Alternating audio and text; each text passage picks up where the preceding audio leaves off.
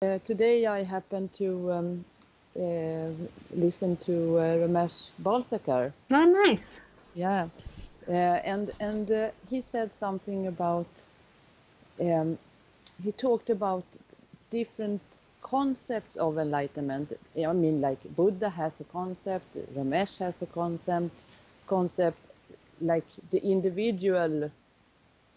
How to say the individual perspective. Yeah. Yeah. And when I heard him talk about it, because to me, concept and enlightenment is something that those words don't go together Yeah. somehow. Yeah. Because I have this that enlightenment cannot be a concept. But then I also saw that what comes often in me is that, how to say,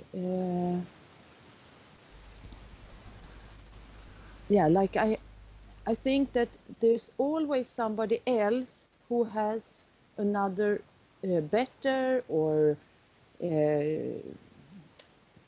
there's always somebody else who has the truth, Yeah. you know. Yeah. And yeah, I don't know how to. Yeah, I think a lot of people could relate to that. Yeah, Yeah. it's. I mean, on one hand, I know that with the emptiness, it's when I'm sitting in emptiness, then of course that is true in me. Yeah. Yeah. But it's painful. That it's both satisfying to listen to other people because there's a lot of recognition. Yeah. But then on the other hand, it's like this constant. There's always somebody who knows better, and there's always somewhere else to reach, and there's all, this. Totally. Yeah, so I wonder if you can. Yeah. Say. I don't really remember. I used to listen to Ramesh a lot. Like, he used to go to his talks when he was when he was still alive in Mumbai, and I can't exactly remember what he would say, but he would say something along the lines that that everybody will have their own interpretation of what enlightenment is. Like, I can't go inside of Ramesh's head, or I can't go inside of the Buddha's head and see what they're experiencing, because as soon as we talk about it, we're putting it into concepts. But enlightenment isn't concepts, but we put it into concepts, and everyone's definition will be different. So maybe to Ramesh, I wouldn't be enlightened, because his definition at one point when I was there was that enlightenment would be the end of blame, guilt, shame, pride, and expectation.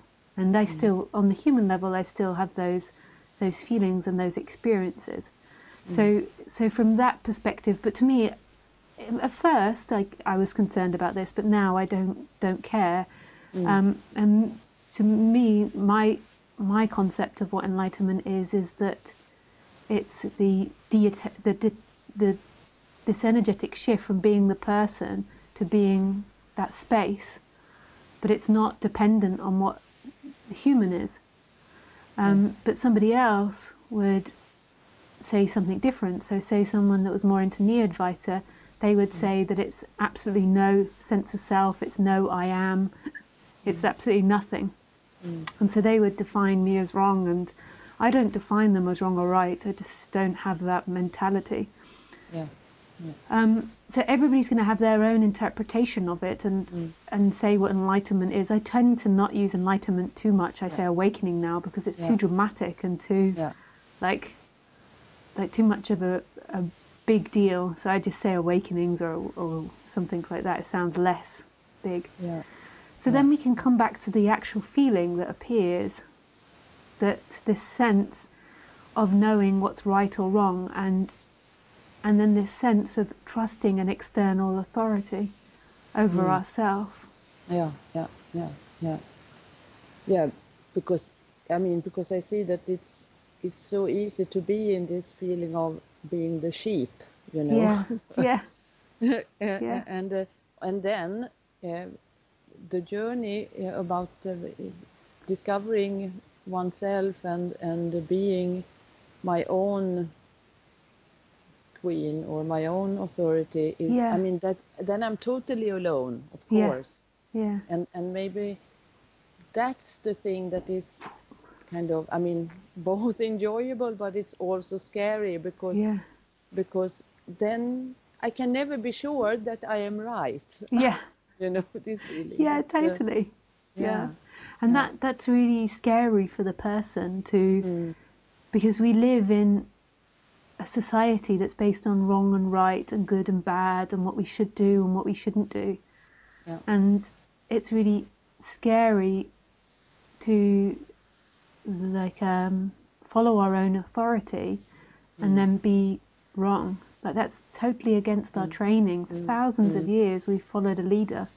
Yeah, yeah, yeah. So it's yeah. and it's like a mixing up because it becomes too important when there's attachment to that. So there can be a tendency or a desire to follow someone else or want to follow someone else. There's nothing wrong with that. But then there can become the attachment to it and then the seeking. Like, so it becomes too much a big deal. To step out in your own authority just is impossible because it's too scary. Yeah, It means yeah. death, or it means something bad will happen to you. Do you have any sense of where you feel it in your body? This type of like being wanted or wanting to be right over being wrong or something along those lines. It might not Yeah, be I mean, defined. I think it's around the solar plexus and Yeah, really in the here yeah, in the middle of my stomach somehow. yeah, Yeah, yeah. yeah, So that would make sense because the solar plexus tends to be about choice. Like, so what you choose yeah, yeah, and feeling empowered to choose. yeah.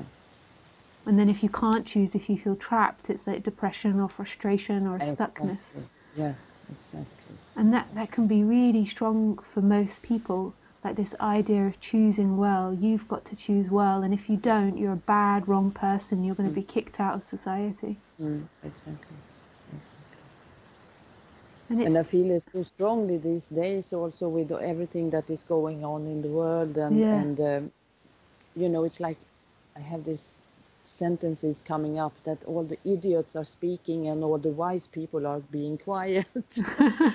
You know, it's like, yeah, yeah, I yeah, have been so freaked out today. It has been so strong the whole yeah, day. And yeah, yeah, and yeah, and then it comes back to this that, yeah, the fear of really, really trusting what I myself and what I see and what I yeah, feel.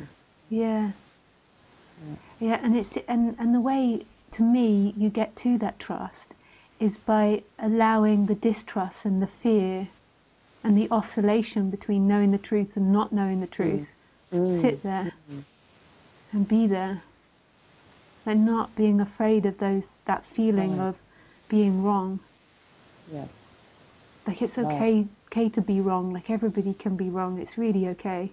We all make mistakes. In a way, we don't make mistakes. It's all perfectly playing. But in the flow of things, you can say we make mistakes. We crash the car. We drop the plant. Yeah. Yeah. Yeah. And it feels nice when that begins to stop, and then there can be the strength in what you are, like what you are now, and then letting that speak more, like being truthful to this moment. Yeah. Yeah.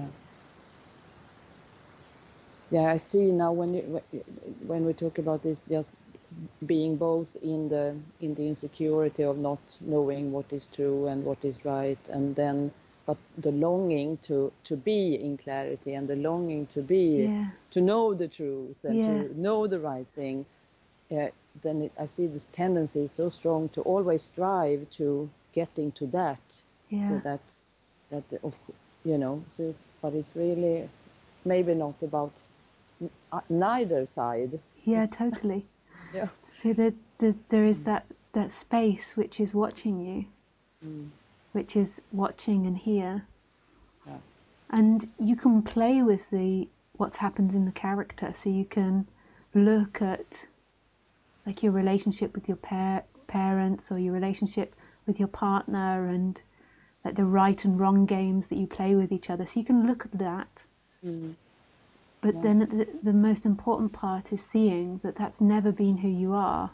That's a play in who you are, and the truth is the stillness that it's appearing in. And this is the deep rest that you're searching for in wrong and right. Yeah.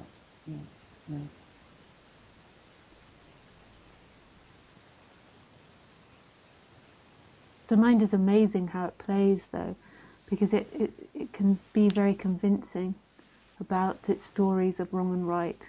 Like, I should be doing something, I should be acting. Yeah. I mean, the whole teaching of growing up is about learning how to deal with deal with the world, deal with the life. So Yeah. yes, it's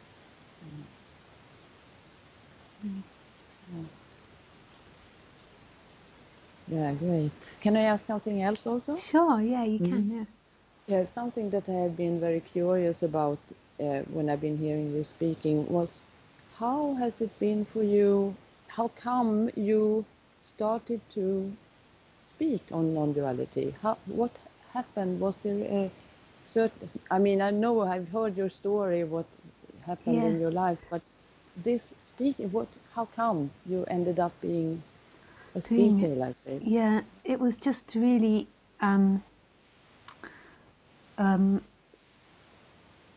like everything in this weird life. I was going to say a weird coincidence. Like, so at the time, a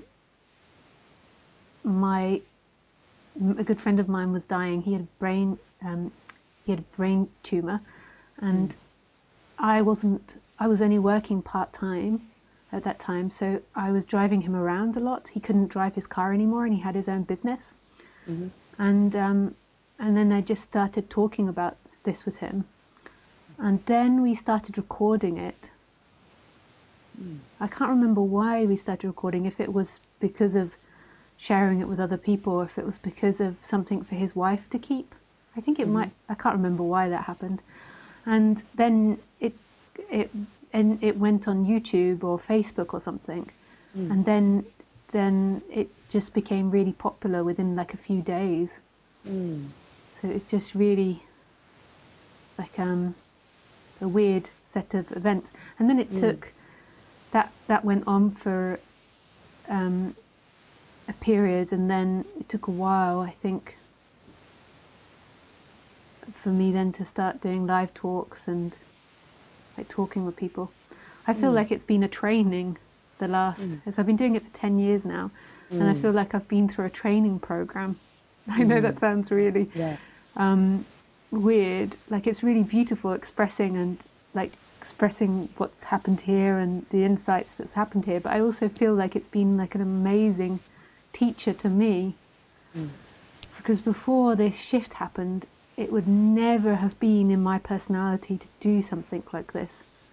They'd never. So my previous boyfriend was Roger, and he spoke about this subject, Roger Castillo, he spoke about this, Ramesh's student, and he spoke about this subject all the time when I was with him. And I remember even thinking at the time, like, I loved the fact that he did all this talking, you know, like when guests came over, and I didn't have to do the talking. Like, so I really enjoyed this, and I really enjoyed being the one watching. Sometimes I could get jealous, like, of him getting all the attention, but I really enjoyed just sitting back and not having to do that. And yeah, it was never, and even he said, "You'll never be a teacher, Lisa," because he used to say I was too intellectually unclear, like I didn't have the intellectual clarity, not intellectual clarity in the subject, but because I'm dyslexic and I've got like quite a jumpy mind. You might notice from listening, like I'm not like staying on one point and focusing. I'm sort of jumping all over the place. So and I was totally fine with that. It didn't upset me. I was like, yeah, I can see that. And so it never was like an ambition. It was never thought that would happen. It just sort of happened quite spontaneously. And I think the reason that it became popular is because I think there's a couple of different reasons.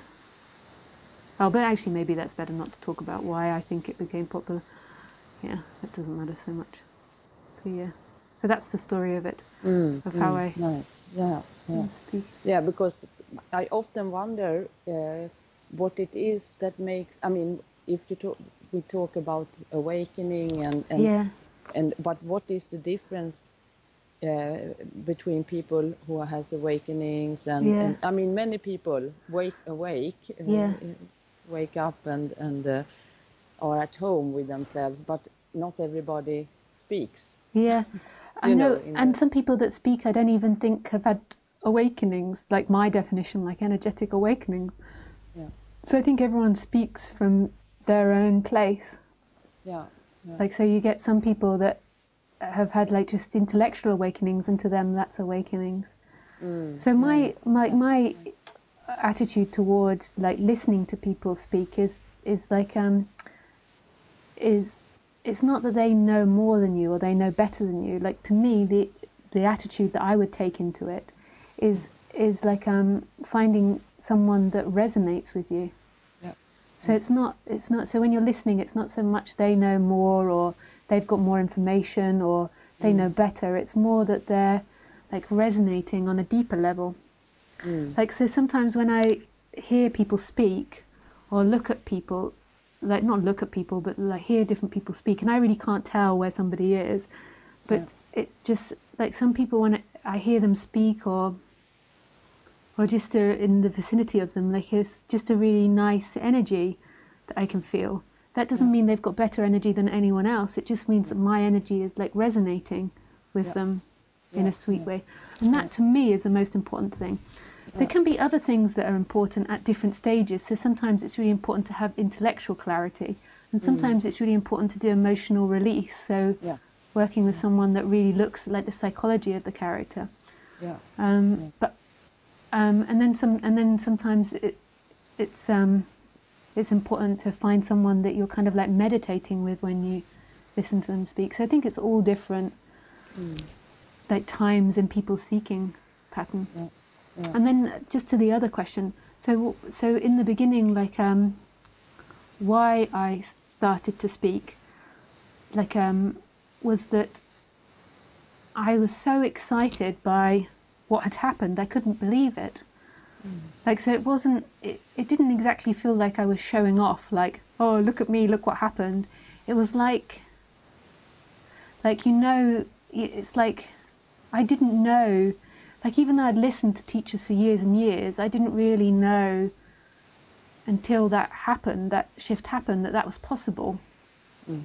And it was so, I was just so, like, there was such a, like, this desire to like share that love, like, and that was in the beginning, and then after a while it becomes more like routine. It's something you do. That, not that that's a bad thing, but in the beginning when I first started sharing, so there was the friend that I was sharing with because he was ill, and then when I started doing it by myself, it was like this thing happened, and I didn't have anyone in my surroundings to talk about it with, really. Like, I even with Roger, I tried to tell him, and we just couldn't even talk about it, like it. And so it just, it was, I suppose, another way, a way for me to express like my awe, and it wasn't exactly gratefulness, but like this awe and this magic and this wonder. And maybe I was like trying to also say, maybe there was a part in the character that was also like this really can happen, like this character Lisa was so screwed up and she had so many issues. And I still have issues, but it was like such a big relief, that shift. I remember one of your earlier videos. You are sitting, I think you are in India, and you're sitting in the bushes, and you are filming all the plants and everything, and you are so sweet. I just love that. That's a really, I think in the beginning there was like, I hadn't spoken about it so much, there was like less clarity verbally, but the energy was so sweet because I was so overwhelmed at like at the love and the beauty Like, It's so healing to listen to. It's so nice. healing to see. Yeah, it's so wonderful. Yeah. Yes. Mm.